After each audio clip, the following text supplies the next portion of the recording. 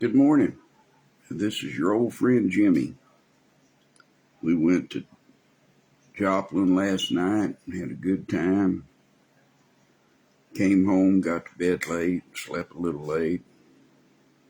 Skipped breakfast because we're meeting my friend from high school, Sharon Evans, Dr. Sharon Evans, as it were, who is on her way from Illinois to Texas to do some visiting among our friends, and she's coming through Springfield, and we're going to have lunch at Rosie Joe's of all places. See, I've corrupted all my friends that come from out of town. When they come to see me, when they come in this area, they want to go to Rosie Joe's,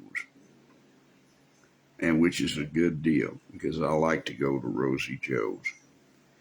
I want to remind everybody they're closed next week for their annual vacation.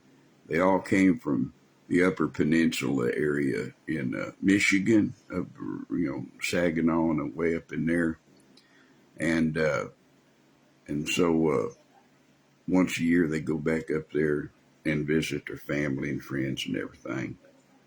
And I think that's just something you don't see anymore. You certainly don't see that with chain restaurants. This family works their rear ends off all year long, and then they take off a week, 10 days, and go back home. Almost unheard of, you know. One of the reasons people are so dear to me. We're in chapter 8 of Revelation. We have opened the seventh seal, and the seventh seal unleashes the seven trumpet judgments, which the first of which we covered yesterday. Now, this is a completely different set of judgments. Remember, during the first four horsemen of the apocalypse, a fourth of the people on the earth were killed. Good morning, Shanna. My old friend, Shanna. Oh, I don't know if you turned on the time to hear. You remember Sharon Evans? She was in my class, 73. She was our valedictorian. Sharon is coming through town today on her way to Texas to visit. We're going to go have lunch at Rosie Joe's. Anyway, the seventh seal's been opened. Jesus has opened the seventh seal, and what it does is when it's opened, there's that silence for half an hour, and there was another earthquake, and it doesn't tell us how many were killed in that earthquake. And the earthquakes are on my mind because, we heard about the earthquake in Mendocino County in Northern California, and nobody was killed in it, but it was it was up around 6 or 7 on the Richter scale. And then we heard the next day or that night about good morning, Kevin. We heard about the 2 earthquakes that they had sequentially in Venezuela, not far from Caracas. We've seen the reports of the buildings collapsed on each other. I haven't seen any offers of us to help with the humanitarian efforts, although I did notice that when we drove out of town last night to go to the mission at Souls Harbor, that Convoy of Hope, which is a parachurch, interchurch, faith-based disaster relief organization that is headquartered up here in Springfield, that they had their electric sign lit up with that said they're preparing deliveries for Venezuela. There's only one way. There's 2 ways to go. You can drive the Pan American Free Highway all the way down to Panama and then ship from Panama into Venezuela, or you can do the container ship straight to Venezuela. And there is some argument about which way is quicker. And there will be flights, but there's been extensive damage to the airports in Caracas. But you can get all this from the news reports. So what we had within a 24-hour period, what we haven't heard about was there was a 6+ on the Richter scale earthquake in Papua New Guinea, and there was one around 6 in the Philippines, and there was one in Japan, and then there was one in Mendocino, California, and the 2 in Caracas. What many people don't understand is the fault that runs through California also comes down and runs through along the Pacific coast there and down into South America. We call the Pacific Rim sometimes the Ring of Fire. And it goes around.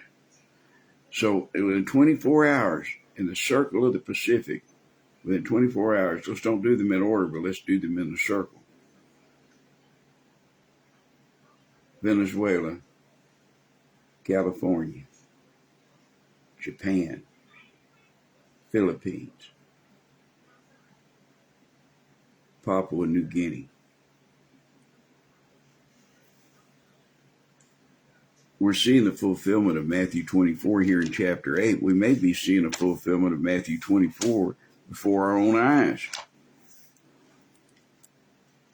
Because before any of the really bad stuff starts to happen, we're going to see these things, the beginnings of sorrows. What were the beginnings of sorrows? And we're seeing all of them now. And they're personified by the 4 horsemen of the apocalypse. Of course, they haven't been unleashed yet, but this is a foreshadowing of that, a very distinct foreshadowing.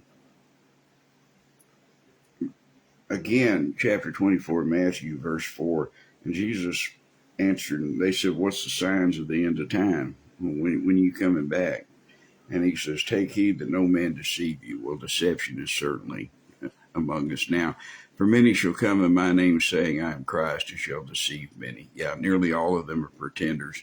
I wish I could buy them for what they're worth and sell them for what they think they're worth. And ye shall hear of wars and rumors of wars. See that you be not troubled. That's all we hear about is war. We're in the war. We're out of the war. It's been like this. It's been like this for 25 years. It don't quit. Is anybody else tired but me? I would just like to sleep one night and not wake up and be killing somebody else when I wake up. I would just love to have that happen. We live in strange times, my friend. You shall hear of wars and rumors of wars. See that you be not troubled, for all these things must come to pass, but the end is not yet. And then nation shall rise up against nation, kingdom against kingdom. There shall be famines, pestilences, earthquakes in diverse places. How about the screwworm in the cattle that's jumping species and infecting humans? They thought that was going to happen with the bird flu. Now it's happening with the cows. It doesn't matter whether you're vegetarian or not. If a human gets it, then you can get it. It's enough to make you want to scream, isn't it? But take heart, my friends. God has us all in control. He said that all of this was going to happen. He even gave us the order of events in which it would happen and described each piece of it. And so you don't have to be taken by surprise. Let's get into chapter 8 before I preach the morning away, because we're going to go meet Sharon Ann at 11:15. Well, she says 11:30, but you know, she didn't have a successful career by being late. I want to be there when she gets there. All of my friends are smart. They have doctorates, and they're doctor this and doctor that, and they're all professional people. and I was the only one who was a complete failure. I'm just a washed up fiddle player that used to be a drunk, but they're all very accomplished.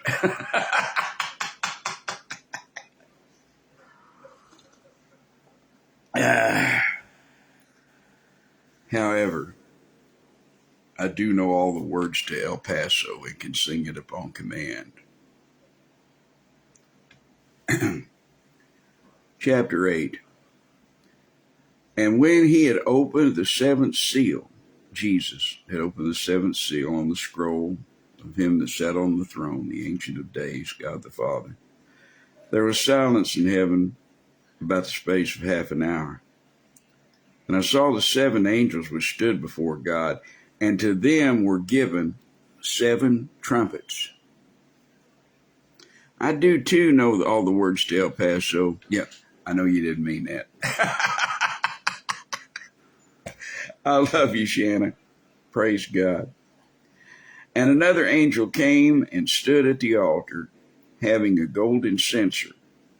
And there was given unto him much incense, that he should offer it with the prayers of all saints upon the golden altar which was before the throne.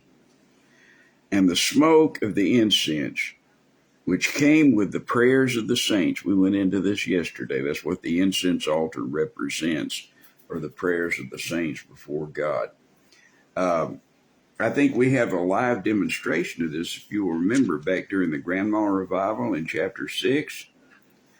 It says in verse 9, and when he had opened the fifth seal, I saw under the altar the souls of them that were slain for the word of God and for the testimony which they held. And they're under the altar. And they cried with a loud voice, saying, How long, O Lord, holy and true, dost thou not judge and avenge our blood on them that dwell on the earth? White robes were given unto every one of them, and it was said unto them that they should rest yet for a little season, until their fellow servants also and their brethren that should be killed as they were fulfilled. So they're an actual physical representation in heaven of the souls of the martyred from the Grand Mal Revival under the altar. And it doesn't say whether it's the sacrificial altar or whether it's the incense altar, but they're there before the throne of God, and they're praying and they're begging God to intercede. They're begging God to do something. And so that is a demonstration of how the altar of incense represents the prayers of the saints. That was John the Baptist's daddy. His name was Zacharias, and he went into the temple, and he was the reason when he went inside and he saw the angel Gabriel that told him that he was going to be the father of John the Baptist, even at his old age. And John the Baptist was going to be the herald for the Messiah, as prophesied by Isaiah and in Malachi. Well, it was Zechariah's job to go in and burn incense in the temple. You see, it was part of the temple service. And the incense represented the prayers of the people, the prayers of the saints. And the smoke of the incense, which came with the prayers of the saints, ascended up before God out of the angel's hand. And the angel took the censer, and that's that little lantern-looking thing, and filled it with fire of the altar, and cast it into the earth.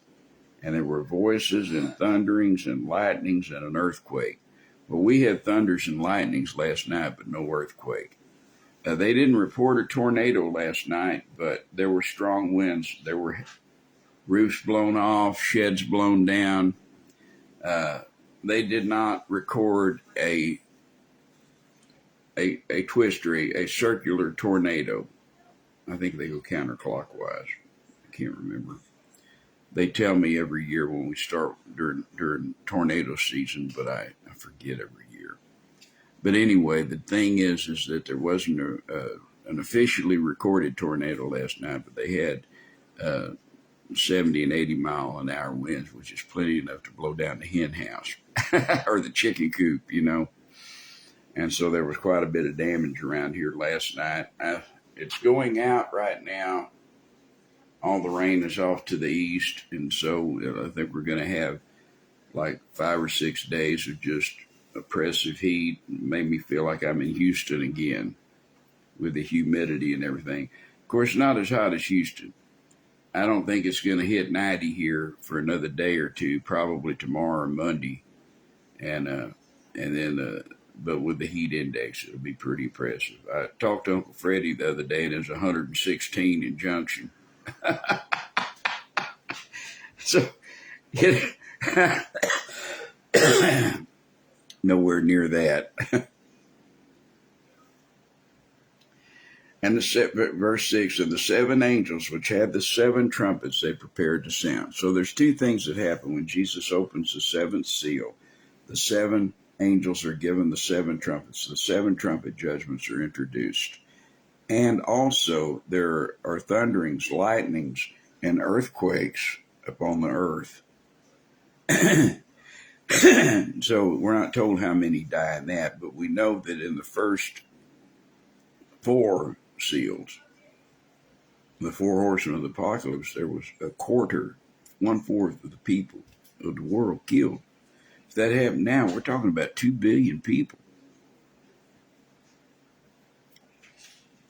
I had a friend, every time you said something that amazed her, she would go, I can't imagine.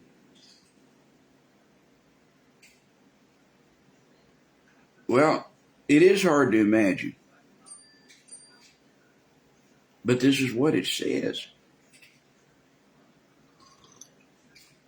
And if all these things come to pass as are written, and I believe they will, then it's not that hard to imagine.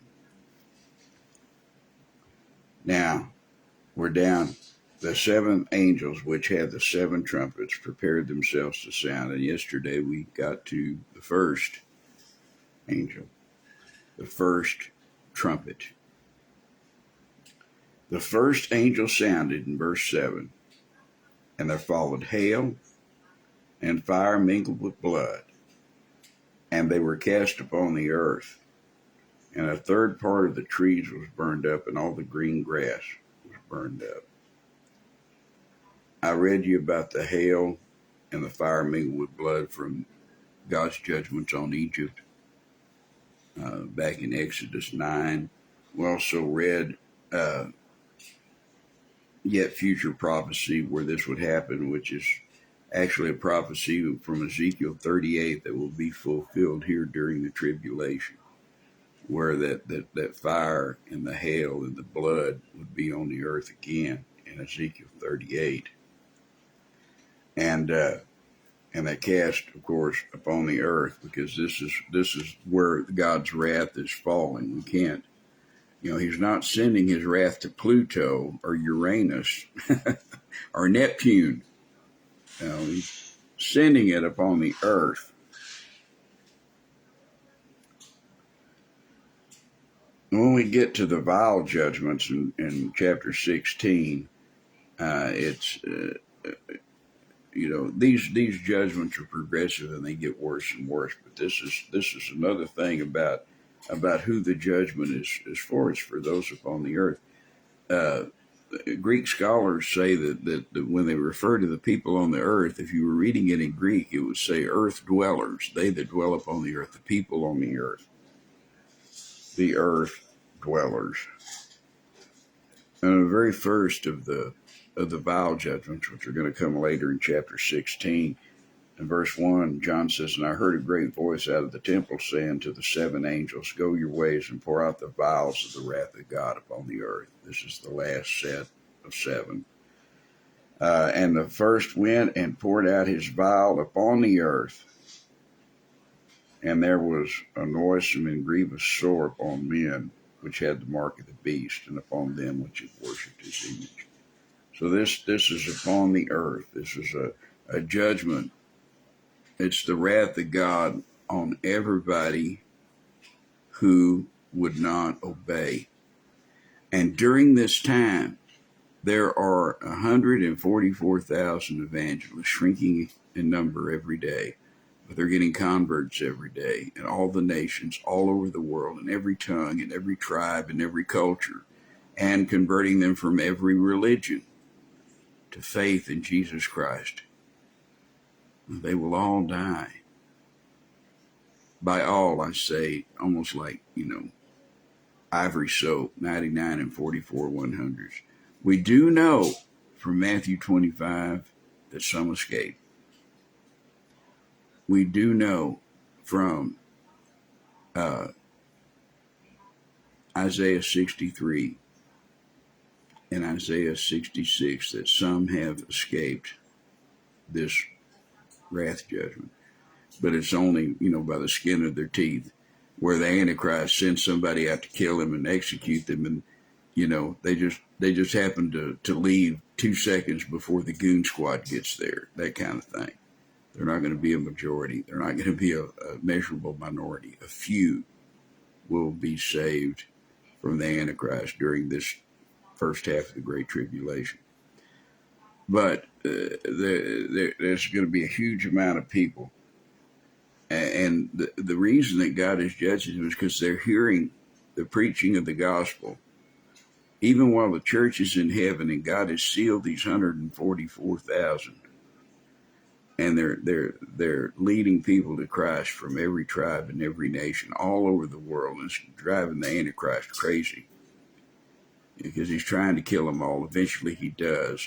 And he finishes the job in chapter 11 when he destroys their 2 generals, the 2 witnesses in Jerusalem. I'm not going to give you a preface of that. It's in chapter 11. You can read it ahead of time if you want to. But it's their prayer cover, just like air cover in a ground war, that allows the 144,000 to go on as long as they do, because they're in Jerusalem directly fighting with the Antichrist, spiritual battle, head to head with the devil. And the devil is unable to touch them until all these 144,000 are dead, that they've been killed in the line of duty. You got to look at this like a war, because it's a spiritual war. You do battle with Satan every day because you're tempted every day to sin against God. I'm tempted every day to sin against God. And it's up to me to decide whether or not I'm going to do it. Sometimes the flesh is weak.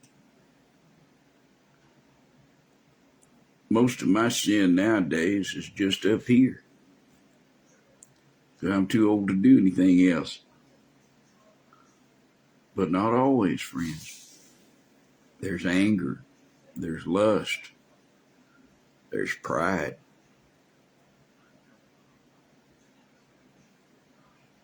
And it can get you. How do I know it can get you? Because it can get me. And we're the same. Don't ever think you're special or that you're not good enough. We're all in the same boat. I like a phrase that Dr. Wilmington used to say, that it says we're all cast in the same mold. It's just some of us are a little moldier than others.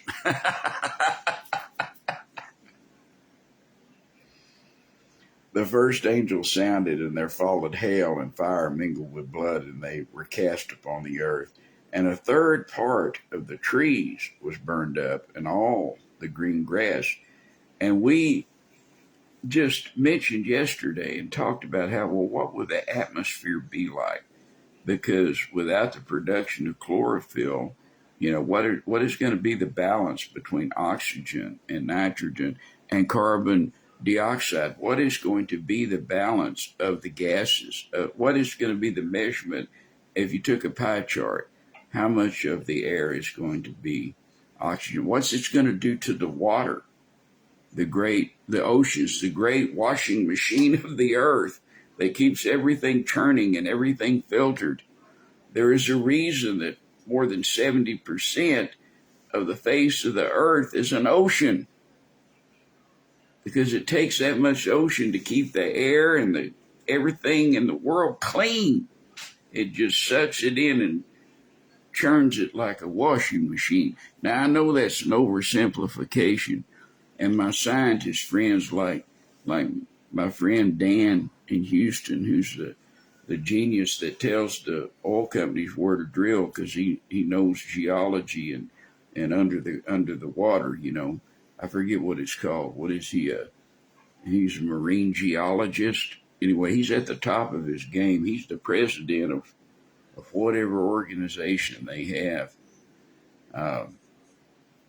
Just tremendously smart. But he could tell you why, in scientific terms, that it's necessary to have that kind of balance between the sea and the land masses.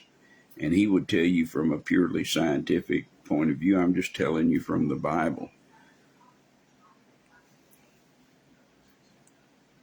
The trees, a third part of the trees burn up. We lose a third of the trees on the earth. What is that going to do to the temperature, to the ocean, to the atmosphere?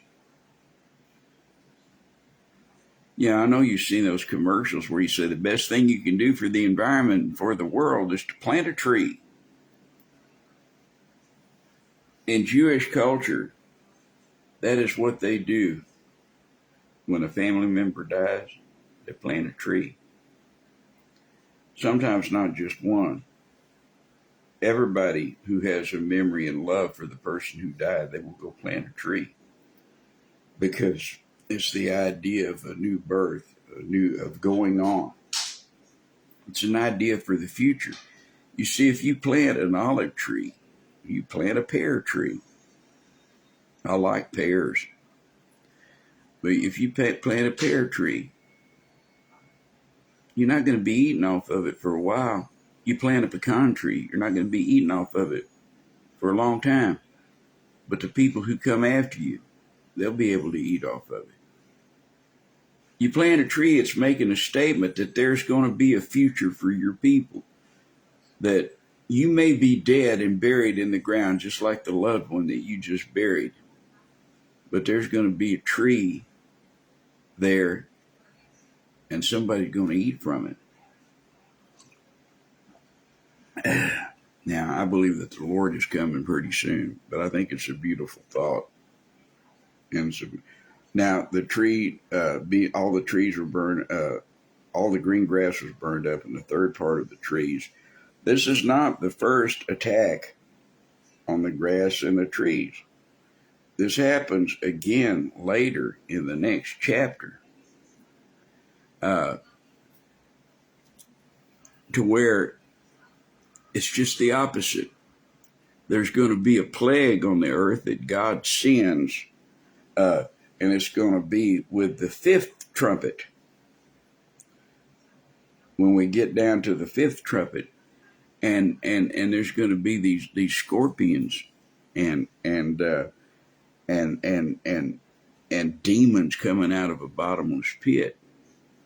And in verse 4 it says, and it was commanded them that they should not hurt the grass of the earth, neither any green thing nor any tree, but only those men which have not the seal of God in their foreheads. Remember, the seal of God is where you've been sealed for redemption by the Holy Ghost. The Holy Ghost is the seal. You're not walking around with a blue sticker on you like a Chiquita banana. No, it's not like that. Or you know how they put the little barcode on the little sticker on all the cucumbers and stuff you buy at Walmart now, where you pay by the piece instead of by the pound. That's a great way for Walmart to make extra money, charging by the piece instead of by the pound. The bell peppers, the cucumbers, the zucchinis, they're making a mint by not charging you by the pound and charging you by the piece.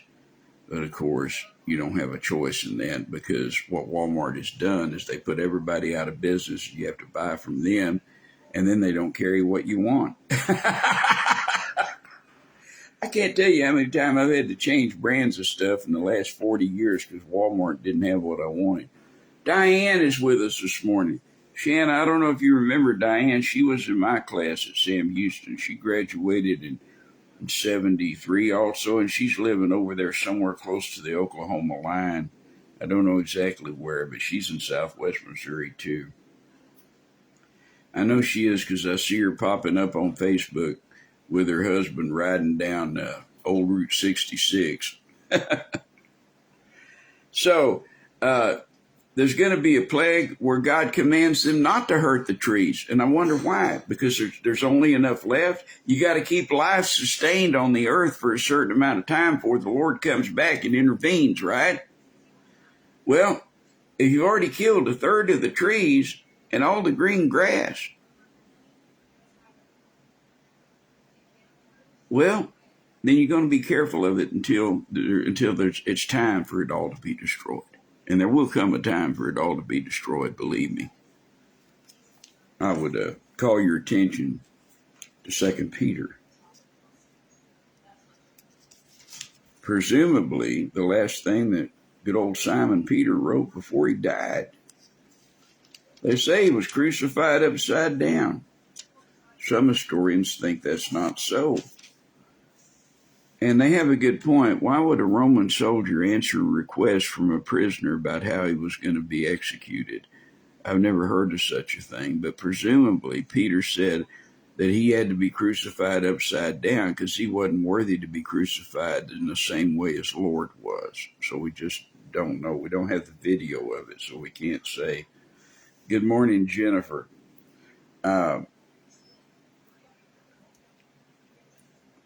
It says that in verse 10 of chapter 3 of 2 Peter, which I say is presumably the last thing that he wrote, or at least the last thing of his that we have.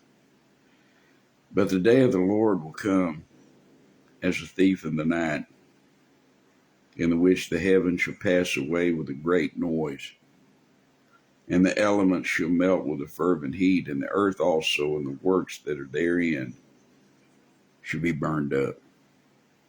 Now, seeing that then, that all these things shall be dissolved, what manner of persons ought ye to be in all holy conversation and godliness, looking for and hasting unto the coming of the day of the Lord, wherein the heavens being on fire shall be dissolved, and the elements shall melt with a fervent heat? Nevertheless, we, according to his promise, look for a new heavens and a new earth, wherein dwelleth righteousness. And then there's an encouragement to holiness here. Peter writes in verse 14, chapter 3, 2 Peter, wherefore, beloved, seeing that ye look for such things, be diligent, that ye may be found in him, found of him in peace, without spot, and blameless. In other words, since we know all this is coming, how ought we to act? How ought we to live? We ought to live soberly, righteously, fearfully, in submission to Christ, in the fear of the Lord.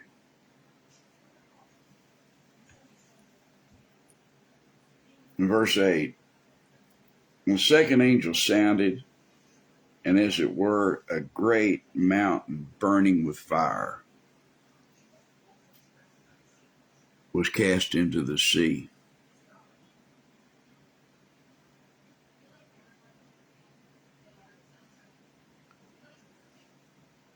And the third part of the sea became blood. Now, this could be a volcano. Could be a combination of an earthquake and a volcano. Could be a meteorite hitting the earth and blowing up, loosing a volcano and geysers and heat and lava and everything else. Was going to kill the third part of the sea. The third part of the sea became blood, and the third part of the creatures which were in the sea and had life died. Now the third part of the ships were destroyed. Boy, if it fell into the sea in the Strait of Hormuz right now, it would kill a lot of ships, wouldn't it?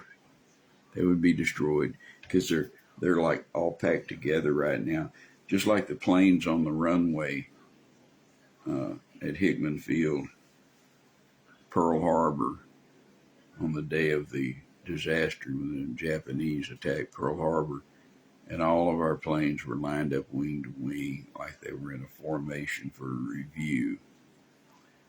I guarantee you that whoever the 2-star that was in charge of that, I'm sure he got canned the next day. But anyway, we won't fight that war again. We got a war ahead of us that we got coming. So there's a lot of pieces of this. Let's get through what we can.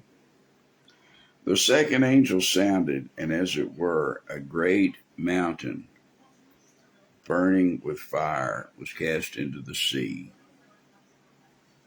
and a third part of the sea became blood. Now we know that God can turn water into blood at will. He did it to Pharaoh. If we go back to the judgments on Egypt, in Exodus 7,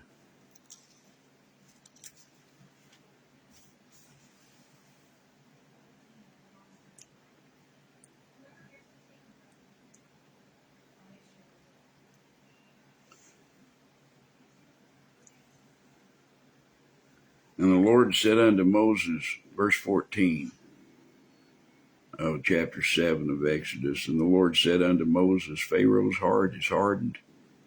He refuses to let the people go. Get thee unto Pharaoh in the morning.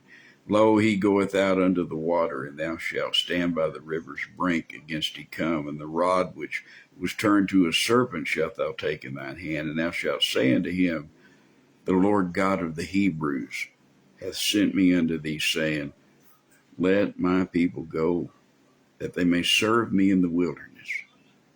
Behold, hitherto thou wouldest not hear. Thus saith the Lord, and this thou shalt know that I am the Lord. Behold, I will smite with the rod that is in mine hand upon the waters which are in the river, and they shall be turned to blood.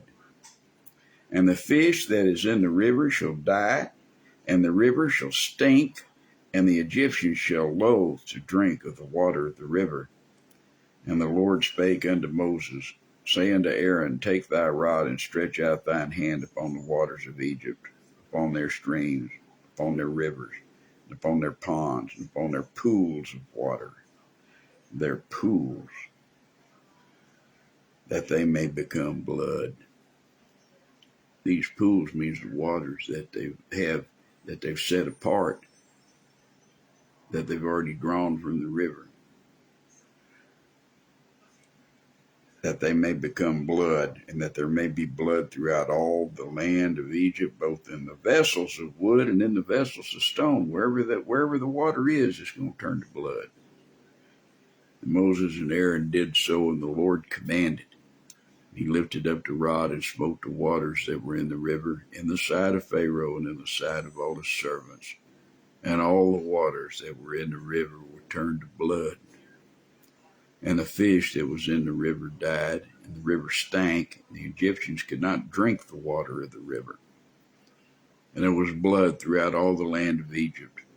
And the magicians of Egypt did so with their enchantments, and Pharaoh's heart was hardened, neither did he hearken unto them, as the Lord had said. And Pharaoh turned and went into his house, neither did he set his heart to this also. And all the Egyptians digged round about the river for water to drink, for they could not drink the water of the river. And 7 days were fulfilled after the Lord had smitten the river. So it certainly has precedence. This is a great mountain burning with fire was cast into the sea, and a third part of the sea became blood. This great mountain being cast into the sea, it's actually part of the judgment of Babylon predicted and prophesied in Jeremiah 50 and 51. This particular incident comes from chapter 51.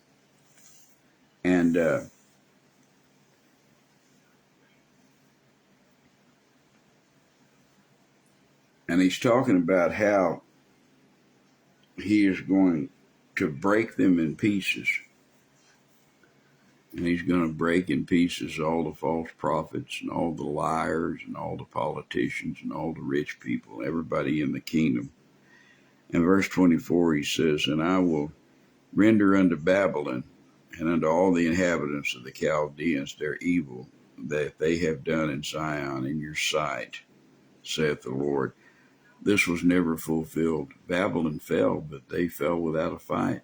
As I've taught you for years now, the Persian and Median army came in through a dried up river channel and took Babylon without a fight overnight. They executed the king and the royal court and the ruling class, and they just sat down and made Babylon their capital without a fight.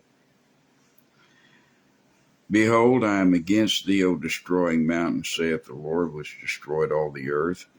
And I will stretch out mine hand upon thee, and roll thee down from the rocks, and will make thee a burnt mountain.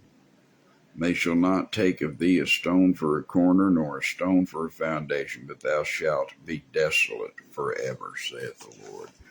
Well, that has never happened to Babylon, but it's going to happen here at the end. The second angel sounded, as it were, a great mountain burning with fire was cast into the sea. And a third part of the sea became as blood. We go over here to 16, where the judgment of Babylon begins. And we look in chapter 16 here. And it is actually the second vial, judgment. It's in the future when the set of seven vials. You know, there's 7 seal judgments, 7 trumpet judgments, and then 7 vial or bowl judgments. And this is a thing that is like finishing up what is happening here in chapter 8. It finishes up the work begun in chapter 8. And the second angel poured out his vial upon the sea, and it became as the blood of a dead man, and every living soul died in the sea.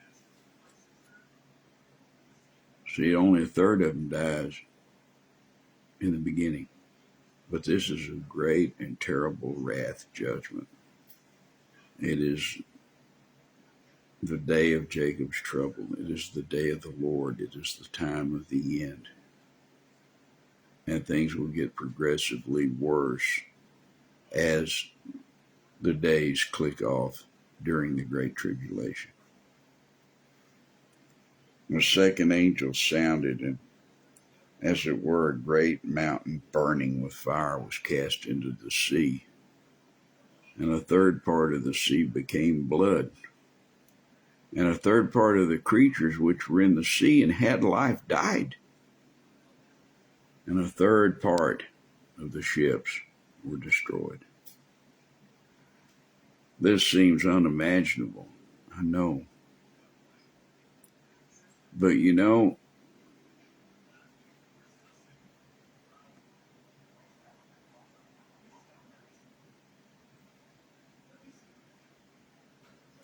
what seems unimaginable to us, God has already shown is going to happen. And He has recorded, and we have seen with our own eyes, in our own life, in our own time, the things that are being fulfilled that He wrote about thousands of years ago. And they're coming to pass now. Don't be quick to write it off. Don't be quick to say it's just a fantasy. Because as you progress through the book of Revelation, you will see that many of the things that are prophesied are going on right now. And if we can see signs of the tribulation, we're very close to the rapture. He's coming soon. Be ready to meet Him. Give your life to Jesus. Follow Him today. Turn from your sin. Commit your life to Christ. And trust Him and only Him. Well, go ahead and end this for today. God bless you all. We'll be back tomorrow with the third trumpet.